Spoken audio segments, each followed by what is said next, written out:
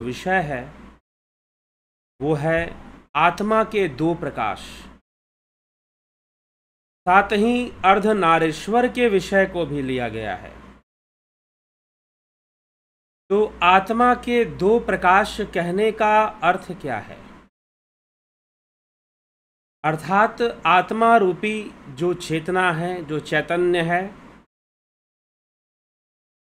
जो आत्मा रूपी चैतन्य है, जो प्रकाश है,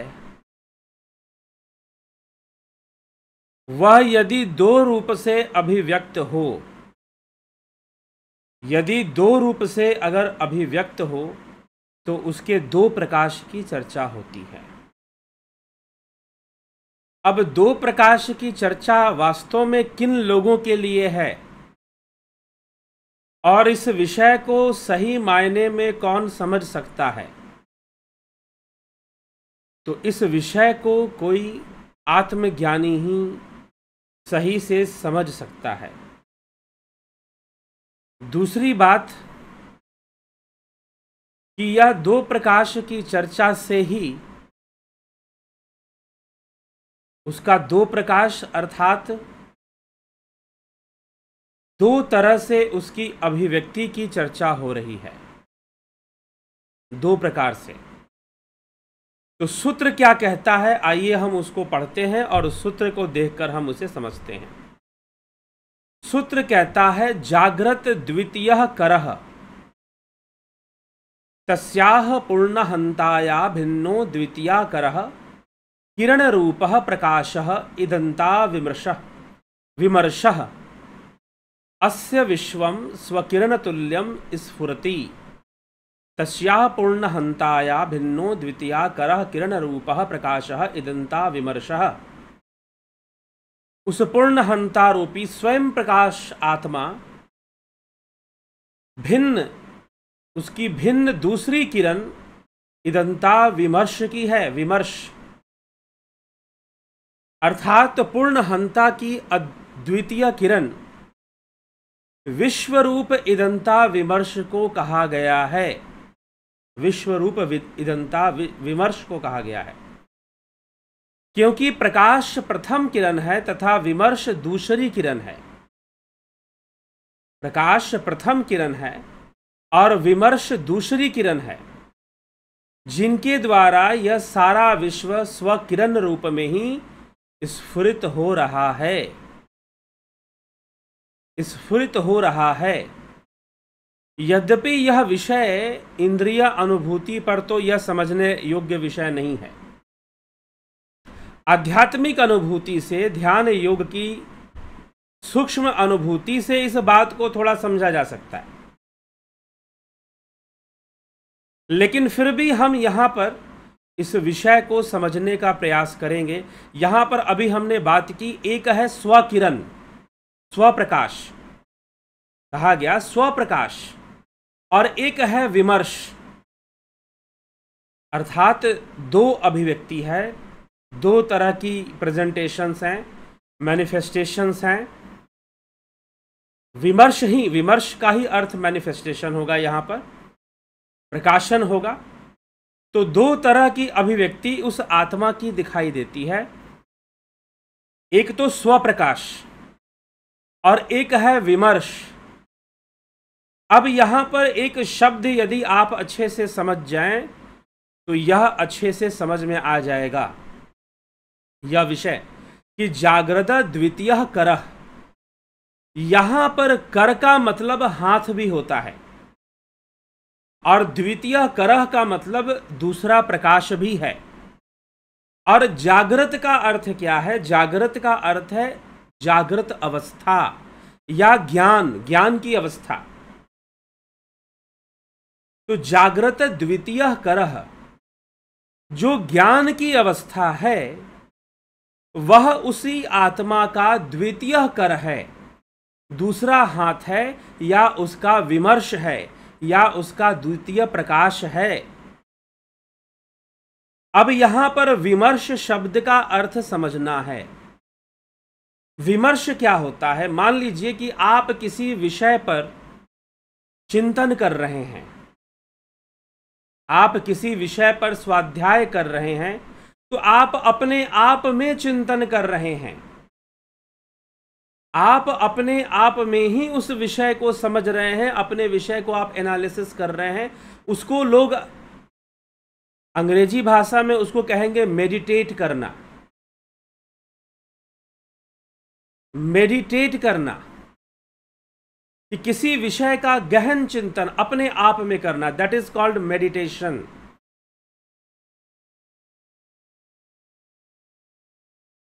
अगर हम वेस्टर्न फिलॉसफी को पढ़ेंगे तो यही है, जब आप कुछ बाहर से कुछ ना करके अपने आप में ही किसी विषय पर गहन चिंतन कर रहे हैं।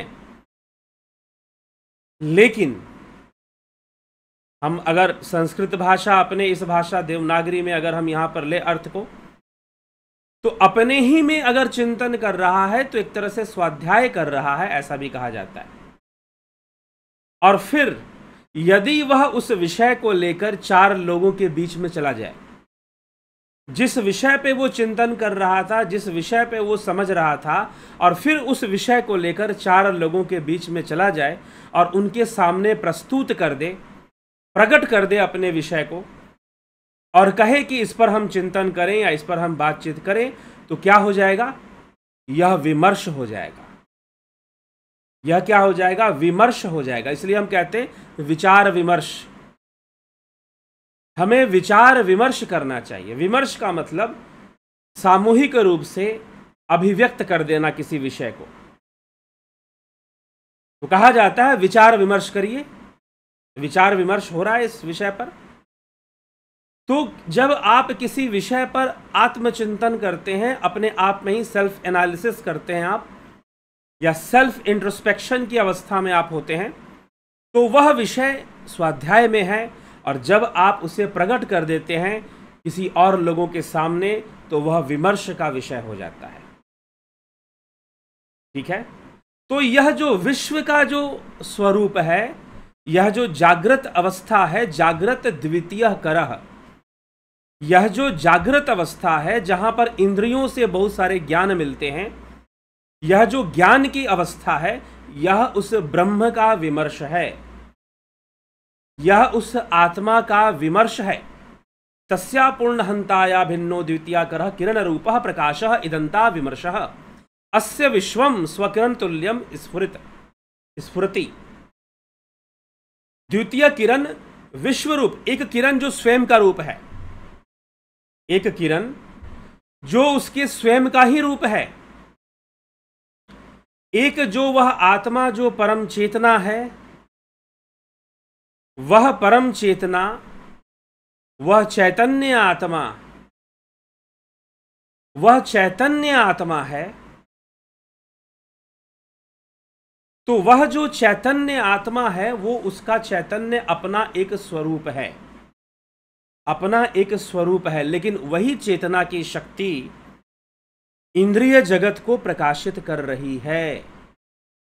वही चेतना की शक्ति आपको जागृत अवस्था प्रदान कर रही है, और वही चेतना की शक्ति इंद्रियों से निकलकर, इंद्रियों से विमर्शित होकर इस संसार का अनुभव भी करवा रही है।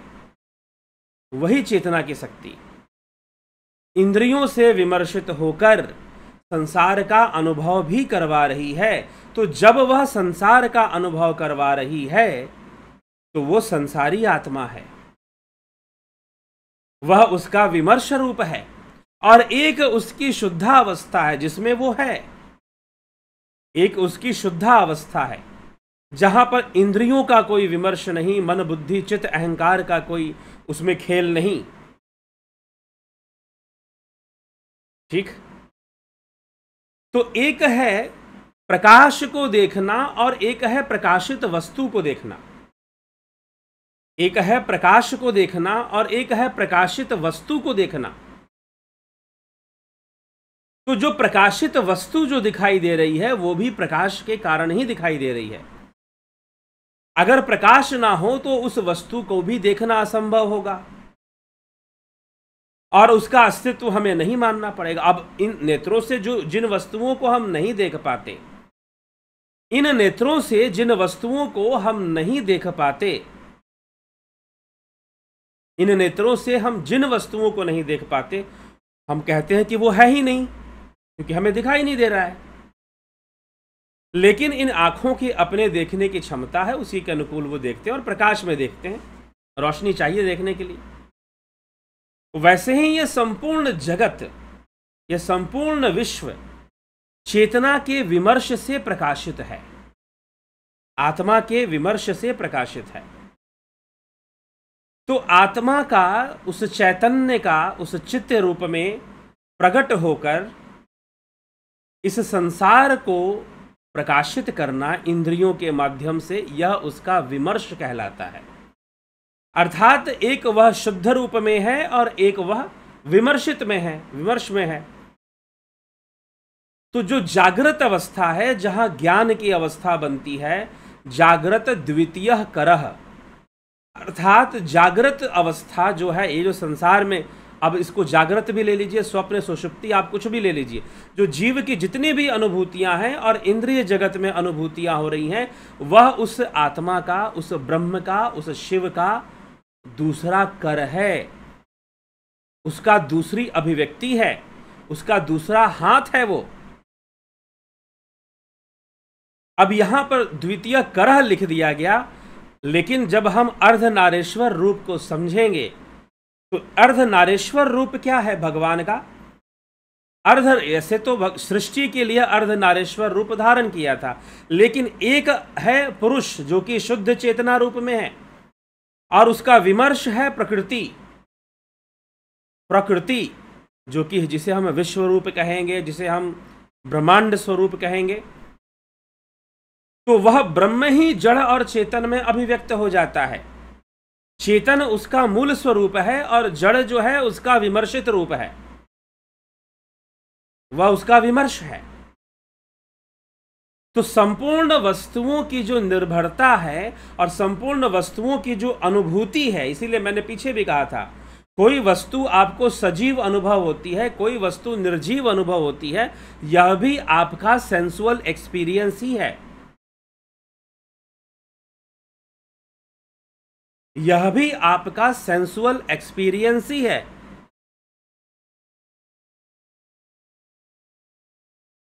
तो इंद्रिय अनुभूति हुई ना, फिर कोई वस्तु का निर्जीव होना, सजीव होना, कोई जला रही है, कोई ठंडा कर रही है, कोई गर्म कर रही है, ये हम कई इंद्रियां बहुत सारी चीजें अनुभव करती हैं, एक्सपीरियंस करती हैं।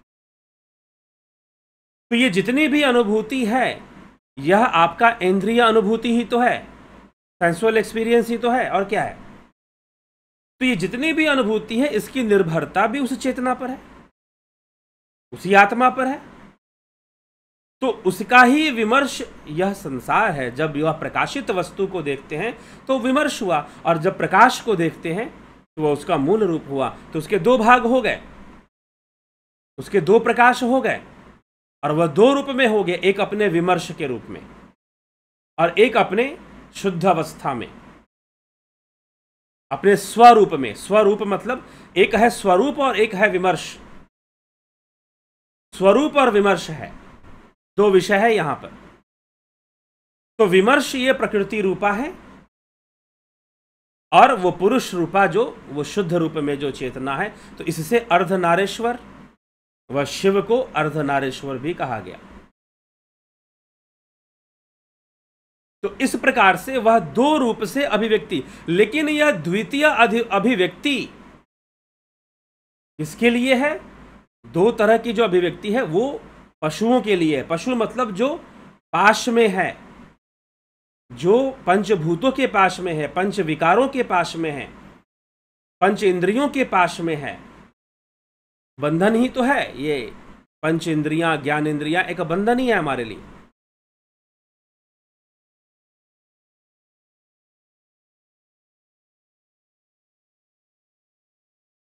ठीक, तो ये संपूर्ण बंधन है हमारे लिए। यह इंद्रियां, इंद्रियों की अनुभूति, और इसमें जो कुछ भी जागृत अवस्था में हम अनुभव कर रहे हैं, जागृत अवस्था में उसी चेतना का प्रकाश है। परंतु हाँ, सूर्य की रोशनी में या प्रकाश में, हम बाहरी प्रकाश में हम देखते हैं, लेकिन इंद्रियों के अंदर जो प्रकाश प्रकाशित हो रहा है वह चेतना का प्रकाश है। तो जब हम उसमें देखते हैं तो हम उसके विमर्श को मानते हैं, यह उसका विमर्श है, यही उसका दूसरा हाथ है जो प्रकृति रूपा है, जो प्रकृति रूपा है यहां पर। लेकिन जो स्वरूप है वह इस प्रकृति रूपा जितने भी विमर्श हैं उनका निरोध कर देने से प्राप्त होगा, विमर्शों का निरोध कर देने से प्राप्त होगा। जैसे कि आप 4 लोगों में अपने विषय को मत ले जाइए, अपने आप में ही चिंतन कीजिए, तो वहां पर आप अपने निर्णय पे पहुंचते हैं, अब उस बात को अपने तरीके से समझ लेते हैं। लेकिन 4 लोगों में विमर्श करके आप उसको, हो सकता है कि यदि आप अपने अंदर नहीं टिके तो उन 4 लोगों से प्रभावित हो जाएंगे आप। तो विमर्श का निरोध हो जाना चाहिए, विमर्श का निरोध हो जाना चाहिए। और जब विमर्श का निरोध हो जाएगा तो स्वरूप की उपलब्धि हो जाएगी। उस आत्मा के 2 प्रकाश, स्वरूप और विमर्श, एक स्वकिरण और एक विश्व किरण, एक स्वकिरण और एक विश्व किरण। स्वरूप और विमर्श उसके 2 प्रकाश हैं, स्वरूप और विमर्श। लेकिन जो ज्ञानी है, जो आत्मज्ञानी है, जो ब्रह्म और आत्मिकत्व बोध को प्राप्त करने वाले हैं, जो ऐसे ज्ञानी हैं, वो भली भांति जानते हैं, वो भली भांति इस विषय को समझते हैं कि वो एक ही आत्मा है, वह एक ही आत्मा है। बस इंद्रिय जगत में कुछ अलग अनुभूतियां होती हैं, तो इसलिए हम उसको भ्रमित होकर समझते हैं। और इंद्रिय जगत में विमर्शित होकर वह सांसारी आत्मा भी उसे कहा जाता है। फिर वह अलग अलग आत्मा है, फिर वो व्यष्टि के रूप में चला गया, डिफरेंशिएटेड हो गया, वह व्यष्टि के रूप में चला गया। और जब वह स्वरूप में है, जब स्वरूप की उपलब्धि हो जाएगी, तददृष्टु स्वरूपे अवस्थानाम, महर्षि पतंजलि कहते हैं, तदुदृष्टो स्वरूपे अवस्थानाम। जब स्वरूप की अवस्था बन जाएगी, जब आप स्वरूप में समा जाएंगे, स्वरूप की अवस्था को प्राप्त कर लेंगे, तो फिर पता चलेगा कि वह एक ही तो है, 2 अलग अलग कोई चीज नहीं है। लेकिन संसार में मनुष्य को भ्रम है कि जीव अलग है, ब्रह्म अलग है, प्रकृति अलग है। वह भ्रमित होकर ऐसा भान करता है कि ये अलग अलग वस्तुएं हैं। सब कुछ उसी का है और उसी से है, उसी से है, कुछ भी उससे अलग नहीं। स्वरूप में वह शुद्ध चेतना है, परमानंद रूप है, मोक्ष स्वरूप है।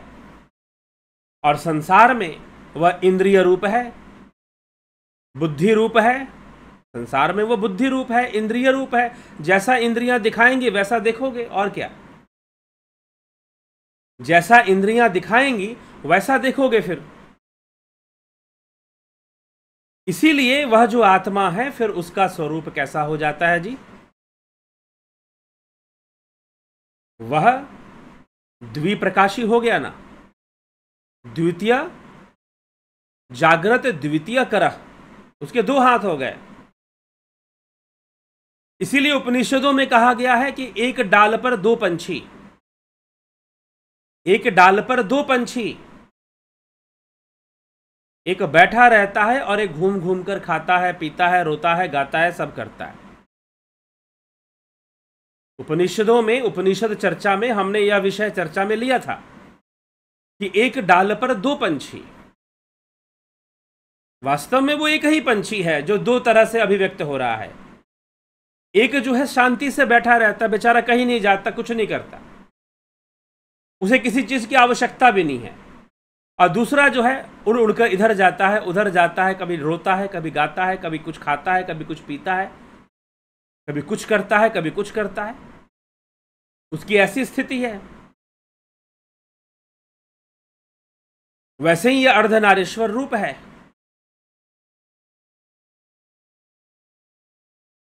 तो इसी तरह से वो आत्मा संसारी लोगों के लिए 2 रूप में अभिव्यक्त हो रहा है, एक स्वरूप के रूप में और एक विश्व रूप में, विमर्शित होकर, विमर्श के माध्यम से। लेकिन जो ज्ञानी है वो जानते हैं वो एक ही चेतना है, दो अलग अलग चीजें नहीं है। जैसे कि कभी कोई व्यक्ति अपनी परछाई देखकर ही डर जाए, अपनी परछाई देखकर ही डर जाए, मतलब परछाई तो अपनी ही थी ना, परछाई तो अपनी ही थी, किसी और की नहीं थी।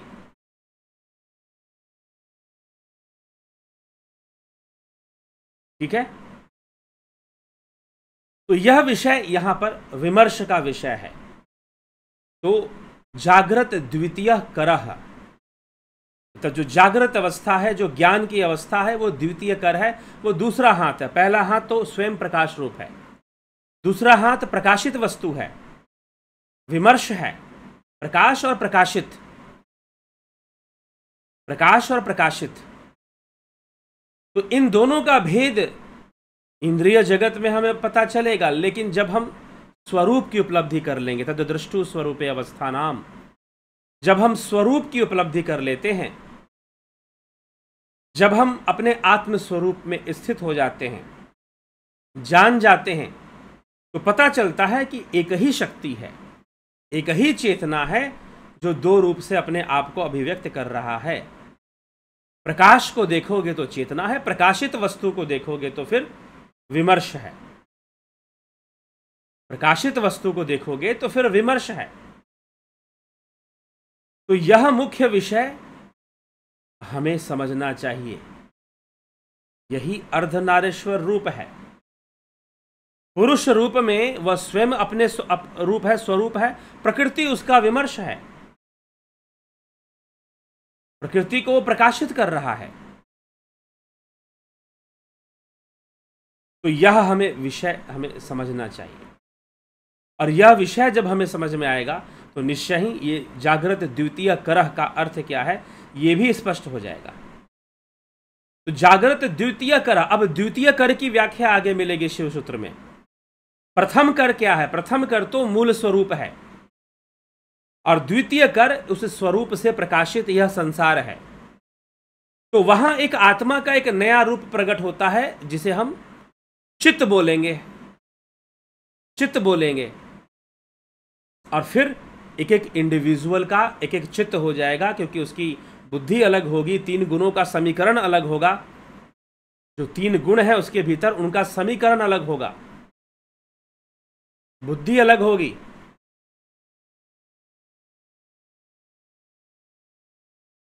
तो तीन गुणों का समीकरण और बुद्धि अलग होने से व्यक्ति भी अलग हो जाएगा, फिर कहेंगे उसकी आत्मा भी अलग है। तो यहां पर आत्मा कहने का मतलब चित्त ही है। जब हम बोलते हैं कि सबकी आत्माएं अलग अलग है, मतलब सबके चित्त अलग अलग है, सबकी आत्माएं अलग अलग है, ये कहने का तात्पर्य कि सबका चित्त ही अलग अलग। इसलिए आणव उपाय में जो पहला सूत्र है वो कहा गया आत्मा चित्तम, आत्मा चित्तम। आणव उपाय की ये विशेषता है, ये इंडिविजुअल पे बात करता है, ये यूनिट पे बात कर रहा है। आणव मतलब अणु, पार्टिकल, फंडामेंटल पार्टिकल्स जो होते हैं, electron, proton, neutron, atom, quarks. तो कई तरह की एटॉमिक थ्योरी में ऐसे चीजों को लोग पढ़ते हैं, आजकल कोई बताते हैं गॉड पार्टिकल्स भी है। तो फंडामेंटल पार्टिकल्स की जब हम बात करते हैं तो हम एक यूनिट पे बात करते हैं, वैसे ही यहां आणव उपाय मतलब कि यूनिट पे बात हो रही है। तो जब यूनिट पे बात होती है, जैसे कि आप ऐसा करो, शीशे के कई टुकड़े ले लो। अगर हम शीशे के कई टुकड़े ले लें और किसी कमरे में आप रख दीजिए, बल्ब जला दीजिए, तो आपको हर टुकड़े में एक बल्ब दिखाई देगा, आपको हर टुकड़े में एक बल्ब दिखाई देगा। किसी कमरे के अंदर आप शीशे के टुकड़े, इतने बड़े बड़े टुकड़े आप बिछा दीजिए और बल्ब जला दीजिए, तो हर टुकड़े में एक बल्ब दिखाई देगा। वैसे ही वह ब्रह्म तो एक ही है, वह आत्मा तो एक ही है, लेकिन अलग अलग बुद्धि, अलग अलग बुद्धि और अलग अलग इंद्रियों में, अलग अलग त्रिगुणी भेद में वह प्रकाशित होकर बुद्धि का निर्माण करके चित्त का निर्माण कर देता है। तो वह आत्मा चित्तम हो जाता है, वो चित्तरूप आत्मा हो जाता है, वह विश्वरूप संसारी आत्मा हो जाता है। शिव सूत्र उसे विश्वरूप संसारी आत्मा भी कहता है। लेकिन यह आत्मा अणु पर आधारित है, मतलब कि यह एक इंडिविजुअल, अलग अलग जीव हैं, उनकी अलग अलग आत्माएं हैं। इस बात को ऐसे समझाया गया, उनके अलग अलग चित्त हैं, तो इसीलिए उनकी अलग अलग आत्माएं भी हैं। इसको इस तरह से समझना पड़ेगा, चित्त को ही समझना पड़ेगा। इसलिए विज्ञानवाद बौद्ध दर्शन में चित्त को ही सब कुछ मान लिया गया है, चित्त को ही माना गया। सब कुछ चित्त के कारण हो रहा है, चित्त में हो रहा है, बौद्ध दर्शन में, विज्ञानवाद में। ठीक है, तो यह आत्मा का दो प्रकाश हो गया है यहां पर। आत्मा का एक हो गया स्वरूप, एक हो गया विमर्श। एक हो गया स्वरूप और एक हो गया विमर्श। ये दो प्रकाश, एक हो गया पुरुष, एक होगी प्रकृति। ये दो अलग अलग चीजें नहीं हैं, बस एक ही चीज दो अलग अलग रूप में अभिव्यक्त हो रहा है। इसीलिए एक ही शिव है, एक ही तो शिव है जो अर्ध नारेश्वर रूप धारण करते हैं, आधा इस पुरुष हो जाते हैं, आधी नारी हो जाते हैं। वो शिव ही तो है जो नारी के रूप में भी अभिव्यक्त हो रहे हैं और पुरुष के रूप में भी अभिव्यक्त हो रहे हैं। वो शिव ही तो है जो नारी के रूप में भी अभिव्यक्त होते हैं और पुरुष के रूप में भी। इसीलिए नारी शिव रूप होती है, ऐसा भी समझाया गया है, ऐसा भी बताया गया है। तो जिज्ञासुओं, ये हम इस विषय को हमें समझना है कि एक ही वस्तु दो तरह से अपने आप को अभिव्यक्त कर दे रही है। अथर्व श्रुति, यदि हम अथर्व वेद पढ़ेंगे, अथर्व श्रुति में भी इस बात को माना गया है कि ब्रह्म जड़ चेतन दोनों उस ब्रह्म की ही अभिव्यक्ति है। चेतन रूप उसका स्वरूप है और जड़ रूप उसका विमर्श है, क्योंकि विमर्श में तो मिक्सिंग है, विकृति है, तभी उसका नाम विमर्श है। तो चेतन रूप क्या है? जो स्वरूप है वो चेतन रूप है, पुरुष रूप है, और जो जड़ है वो प्रकृति रूपा है। ऐसा माना गया, वही सृष्टि करती है, सारी सृष्टि उसी के द्वारा होती है। तो इस तरह से इस विषय को समझाने का प्रयास यहां पर किया जा रहा है। जागृत द्वितीय कर, मतलब द्वितीय जो जागृत अवस्था है, जो विश्व का अवस्था है, जहां विश्व का प्रसार है। हम विश्व का प्रसार कहां पर देखते हैं? जागृत अवस्था में देखते हैं। जब भी देखते हैं जागृत अवस्था में हम विश्व का प्रसार देखते हैं। तो जहां विश्व का प्रसार है वह विमर्श है, वो जागृत है, वो ज्ञान की अवस्था है, वह स्वरूप नहीं है। फिर स्वरूप के लिए तो आपको साधना कर कर अपने स्वरूप में स्थित होना है। विमर्श और प्रकाशित वस्तुओं से ध्यान हटाकर प्रकाश पर ध्यान लगाना है। तो प्रकाश उसका स्वरूप है और प्रकाशित वस्तु उसका विमर्श है। इस प्रकार से हमें यह विचार करना चाहिए, इस प्रकार से हमें इस विषय को समझना चाहिए।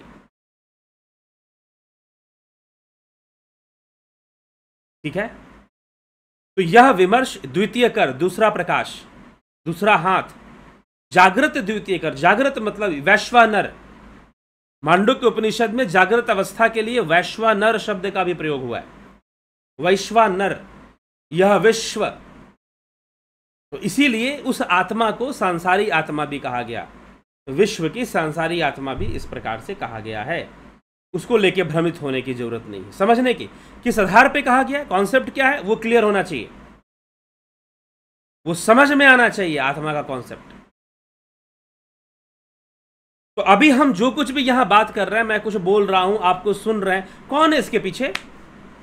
आत्मा का विमर्श ही तो है, अर्थात उसका दूसरा हाथ है। मैं बोल पा रहा हूं, आप सुन पा रहे हैं, ये सारी चीजें, सिस्टम एक काम कर रहा है इंटरनेट का। इसके पीछे, इन सब के पीछे कौन है? आत्मा का द्वितीय कर, जागृत द्वितीय करह, या उसका विमर्श ही तो है सब कुछ जो हम यहां बैठ के चर्चा कर पा रहे हैं। तो इस विषय को इस प्रकार से हमें समझना चाहिए।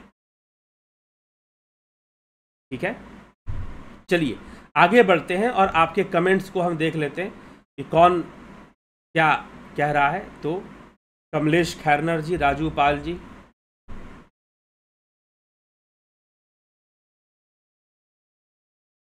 गुरु जी आपके आवाज़ से ही मेरा ध्यान हृदय गुहा में चले जाते हैं, मेरा अनुभव है आपकी कृपा से। जी लाभ उठाइए। नवजोत नाथ जी, हम ब्रह्मास्मि, सर्मानंद पंडित, रविंद्र मकवाना, सुरेश कुमार, परमपिता परमेश्वर महादेव महेश्वर, जगत नारायण, परम पूज्य आदरणीय जन्म, राकेश मराठे जी, गंभीर शाह जी, विनोद कुमार शर्मा, विनोद कुमार सूद, उषा श्रीवास्तव, राम गोपाल जागीर, रमेश पेशवानी जी, रूपलाल विश्वकर्मा जी, कन्हाई कुमार जी, ब्रह्मपाल कुमार जी, सतीश कुमार जी, शिवा शर्मा जी, ज्योति पाल जी, विष्णु चंद्र मौर्य जी, आशा रानी जी, नवजोत नाथ, दयानंद जी, अवधेश कुमार जी, संदीप सरोहा, विंदेश्वरी मिश्रा, श्वेता कुमारी, माधुरी कोल्हे, बिमला शाह, श्वेता राय सिन्हा, दीपेंदु घोष, मिथिलेश सिंह जी, पवन कुमार गुप्ता, बीकू कुचाडिया, अमन कक्कर जी, शिवम भट्ट जी, वीरेंद्र मिश्रा जी, गणेश आम्बेकर, नरसाराम नरसा जी, पंकज सोनी, प्रेम सागर यादव, सरोज कृष्णानी जी, अनिमेश महतो, रामविलास जी, रतन सिंह जी, अर्जन भाई चौहान जी, सभी का बहुत बहुत अभिनंदन है। ठीक,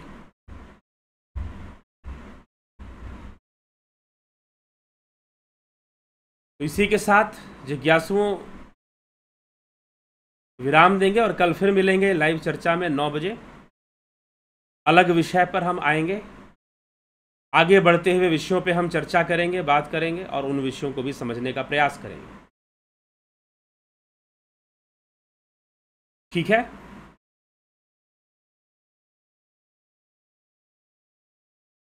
तो बहुत बहुत आभार आप सभी का। जुड़े रहें, बने रहें, और आपको लगता है कि इस चैनल पर कुछ श्रेष्ठ चर्चा होती है तो शेयर भी करें, क्या करें, लाइक कमेंट शेयर ये सारी चीज़ें आप किया करें। तो इसी के साथ विराम देते हैं। आप जुड़े रहें, बने रहें और लाभ उठाते रहें। बहुत बहुत आभार आप सभी का।